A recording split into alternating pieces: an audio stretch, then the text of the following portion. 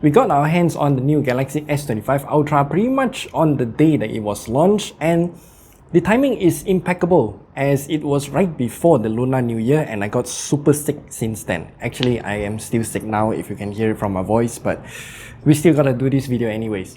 But that means I get to spend a lot of time with this phone before actually doing this review, so I have a lot of data with me. So hit that like button and subscribe, and also share it with your friends. I apologize if I have any abrupt cuts in this video because I might just cough. One of the biggest changes this year with the S25 Ultra is the design. Well, it's not that big of a change, but a little tweak that really does improve the overall usage of the phone by quite a lot. As you all know, the corners are now rounded rather than being squared off like the predecessor. Gripping the phone with my hands means that it won't dig into my skin anymore, and reaching to the far end of the phone also feels a lot better. But that is not all. I have always questioned this weird bulge around the two sides of the S24 Ultra, and Samsung has now flattened the frame on the S25 Ultra. The phone now just looks a lot more gorgeous than before, and it also feels much nicer to hold. At the back, well, this is a very minimalist design and it is available in 7 different colors. The colors are quite reflective this time, and they do change color depending on what angle that you are looking at, particularly the grey version. This titanium white silver though is not really white, I would say. It's a tad bit yellowish and it's kind of like eggshell white kind of color. With a change in the phone's shape, the screen itself also got a change. It is now using a 6.9-inch display, slightly larger than before, and everything else remains the same: 1440p resolution and 120Hz refresh rate. The screen also got quite a lot of flack since the last generation, as the color saturation was an issue. Samsung has since introduced this color saturation slider, and the default is now at vividness level 1, but you can change it to neutral or either vividness level 2 or level 3. Honestly, I've been using the S24 Ultra with the vividness slider at level 2 as it is much more comfortable for my eyes. So using our colorimeter, we did the vividness test for all color profiles on the S25 Ultra. Now, this phone is indeed doing great as it got a small bump in its maximum brightness to around 1290 nits. The color vividness though is a bit weird. For our particular unit of the Galaxy S24 Ultra and S25 Ultra, the new one seems to have a slight reduction in the DCI-P3 color gamut coverage across all vividness levels. But the delta E number is also much lower as well, except for vividness level 3. Either way, this is a great display, and I don't think it's an issue for anyone because the anti-reflection tech that they have here is just so good. Seriously, shining a flashlight directly onto the phone's screen now looks like just a bright dot. That's it. It is that good. I can watch a video under bright sunlight, directly under bright sunlight, and have zero issues at all. No other phones out there in the market can do it right now, except for the S24 Ultra, of course. But then again, if you have a screen protector installed on your phone, then this anti-reflection is just totally gone. Alongside the new design and a magnificent screen, the new Galaxy S25 Ultra also comes with the Snapdragon 8 Elite 4 Galaxy chipset, which has a mild overclock over the base Snapdragon 8 Elite. And honestly, I don't think I'm that big of a fan of this chip. In our gaming test, it can indeed run Genshin Impact very well. Samsung tuned it to the point that whenever it does thermal throttle at 44 degrees Celsius, it's not an abrupt drop in frame rate, but rather it is gradual and it drops to around 40 FPS, which I would still say it's very respectable at this render resolution at the highest graphical settings.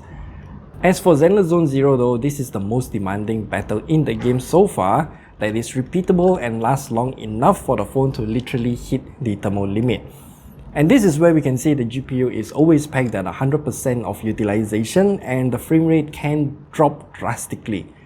If we increase the thermal limit to, let's just say, 47 degrees Celsius, that wouldn't help because it would just delay the eventual hit of the thermal limit by just a few minutes later. What we really do need though is a thermal limit so high that it is unreachable or an active cooler. We'll talk about it in our upcoming video about the current state of chipsets, so do subscribe so you don't miss out on that video. Now, how's the battery life then? Well, Samsung continued to use a 5000 mAh battery on the latest S25 Ultra, and it lasts for around 16 hours and 27 minutes at 1080p resolution in our standardized battery life test, and 15 hours and 35 minutes in 1440p resolution. If we put the battery life numbers against the S24 Ultra when it was brand new, the improvement is only at 8.8146% better at 1080p and a measly 5.7754% better at 1440p resolutions. Qualcomm claims that it is vastly more efficient compared to the 8th Gen 3, but as we've shown here, that is really not the case. The maximum charging speed of the Galaxy S25 Ultra is at 45 watts, though from our test, it can only take in 41 watts at most, and it will require somewhere around 55 minutes to charge from 15% to completion. Pretty good so far, I would say. And I have to mention again, Samsung uses USB PD PPS charging standards, so it is the same one that your laptop uses. So you can basically swap your charger between your phone and the laptop if you want to. And I'll just leave a few chargers in the description below if you're interested to get those chargers. And this is not sponsored, by the way, it's just that I feel like sharing some of the tools that I use in a daily basis with you guys, because I do think that those chargers are much more helpful. Now, one of the biggest point of contention about the new Galaxy S25 Ultra is gonna be the camera upgrades, or the lack thereof, I mean. The ultra-wide-angle camera is upgraded from a measly 12-megapixel sensor to an ISOCELL JN3 50-megapixel sensor. I was also hoping that the 3x optical zoom will get an upgrade, but no. It's the exact same 10-megapixel sensor that we have like many years ago.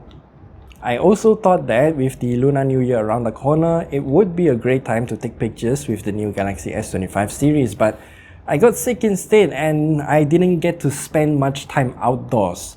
So here are all of the pictures that I have. The colors coming out from all cameras are very consistent. The quality of these images are generally fine except for the 3x optical zoom. This scene in particular, all the pictures look okay, but there is a sudden noticeable drop in quality with the 3x optical zoom. As for the night shots, I only have this here, and I think that the night shots on the S25 Ultra could have been better. As for videography, this phone can capture up to 8K 30fps or 4K 120fps in Pro Video mode. But for the purpose of this review, we are sticking with 4K 60fps. There don't seem to be any much difference compared to the S24 Ultra, as the jitters are still there if I am filming and walking at the same time. The only way to solve this though is to have a 6-axis gimbal built into the camera itself. There is also a brand new feature called Samsung Lock and many other features that we'll talk about, but I think we'll leave it for the future, because if I'm gonna lump everything into this video, then it's gonna be really long. So yeah, we will talk about the cameras once more in another video. And with the arrival of the S25 series also comes the new One UI 7. Basically, One UI 7 is a redesign of the existing One UI. It refocuses the original mantra of being a one-handed UI with all of the commonly used buttons located at the bottom of the screen. But I think that it doesn't really work that well anymore, because especially on the Ultra, it's just very difficult to be used one-handed. Actually, it's kind of impossible, but you know, you can't really reach the far end with just one hand. Anyway, One UI 7 comes with a bunch of new features. Most notably is the Now Brief that works really well, as it tells me what I need to know for the day. I realized that I am already doing this with my own Google Home routines, and having it integrated into the phone and displaying this list is just much more convenient than having to listen to whatever my Google Nest Mini has to say. So this is a very good feature. And the Now bar is a place that pulls together the Now Playing, the timer, and the shortcut to jump to the Now Brief, and a few more things into the lock screen itself. This is definitely a useful widget. Should I even call it a widget? I don't know. Though I don't think that I will interact with the Now bar much, since I always skip the lock screen and jump into the unlock screen, the home screen itself. Now, there are many more features that I think is best to be discussed in a separate video because there are just way too many things going on with One UI 7. And all of the existing features like Samsung Wallet, Moods and Routines, and particularly Edge Panel got some changes and upgrades too. Of course, the S Pen. Samsung removed the Bluetooth connectivity this time, and that means no more Magic Wand functionality. All of a sudden, many people remember that this feature exists and complain about it.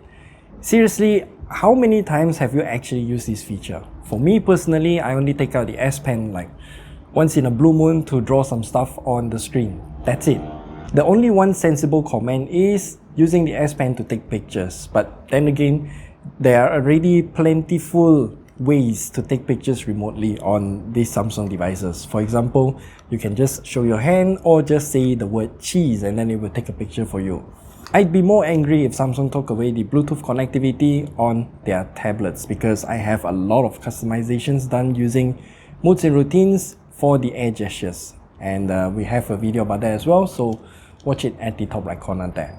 And for some reason, there is a rumor going on that Samsung will sell a separate Bluetooth-enabled S Pen for the S25, but that is not gonna be the case either because I tried putting the S Pen from the S24 Ultra into the S25 Ultra, and while it does go in, it doesn't click into the phone and the Bluetooth doesn't get activated as well. So this functionality is just not present on the S25 Ultra. But the new S Pen also has a slightly thicker nib, but otherwise the functionality remains the same if you're just drawing on the phone screen.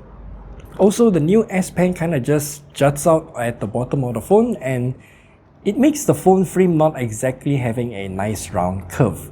This is just something that I want to nitpick because if you look at it this way, yeah, it's a bit weird. And of course, a few more things to mention about the Galaxy S25 Ultra. It still has a USB 3 port at the bottom, so transferring files in and out is quick enough. I do wish that Samsung will somehow upgrade it to a USB 4 port so transferring files will be even faster, but I do think that the phone will get hot if it is indeed using USB 4.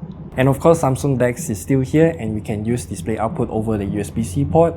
And for our particular unit here, it does have double SIM card slot as well. Overall, the Galaxy S25 Ultra, on the surface, I do think that there aren't that many changes compared to the S24 Ultra. It has a brand new refined design that I think is much better and arguably a better screen that has lower reflectivity and also magnificent colors and brightness. The Snapdragon 8 Elite for Galaxy does indeed show a bit of improvement over the 8 Gen 3, but it's pretty minimal. So should you buy the Galaxy S25 Ultra? I would say yes, but only if you're coming from something like the Galaxy S22 Ultra or older. And that's all that we have to share with you here in today's video about the S25 Ultra. Next up is gonna be the S25 Plus and then the small S25. I really don't know how to proceed with those reviews of those two phones because they have even less changes compared to the predecessor. So do hit that like and subscribe button and we'll see you guys in the next video. If you can hear banging outside, it's because of the Chinese New Year lion dance whatsoever. Yeah.